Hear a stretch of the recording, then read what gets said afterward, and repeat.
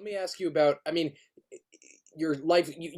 You came to America, you came to Hawaii. That was the first time you lived in America, yet you joined the military. I mean, you've made tremendous sacrifices for your country. I mean, talk about what it means to be an American to you and your service, which is, I mean, just a fascinating part of your story. Lucky, privilege is what and I hope that comes across. I talk about how lucky I was. Even at the beginning of the book, I talk about how, because my father stayed and married my mom, I wasn't one of those abandoned street children.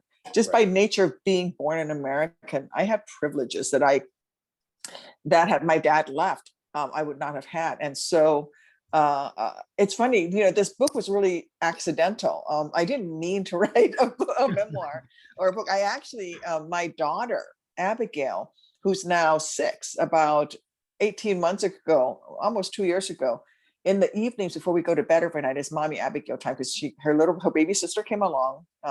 And so Abigail was feeling a little neglected. So I carve out this time every night where it's, we pinky promise that we can tell each other anything and ask each other anything, and we have to answer and we won't get mad.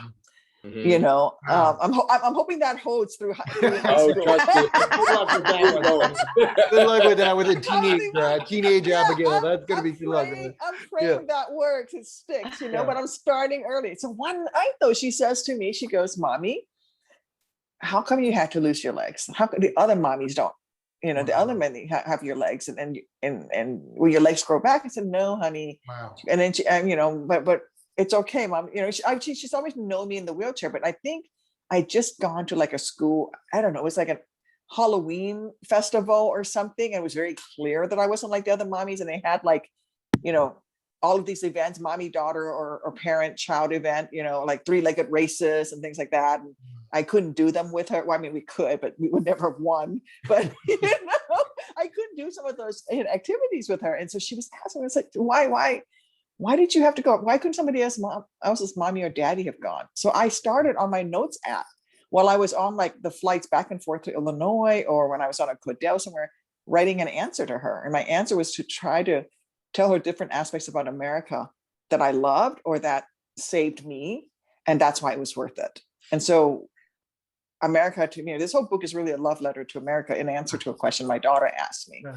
And after about 8 Yeah. months at this, my chief of staff looked and said, "What are you doing?" And as I showed her, she's like, "Oh my God, this is a book proposal. Are you kidding me?" And that's how the book Wow. came to be. But it was really me trying to say, thank God for food stamps. Yes. Thank God for my high school English teacher. Thank God, and none of these things would have happened except for here in America. And because of that, I got to serve, and I got to be a senator, and I got to have these 2 beautiful babies. I have this amazing life, and so, yeah, it was worth it. And I do it again.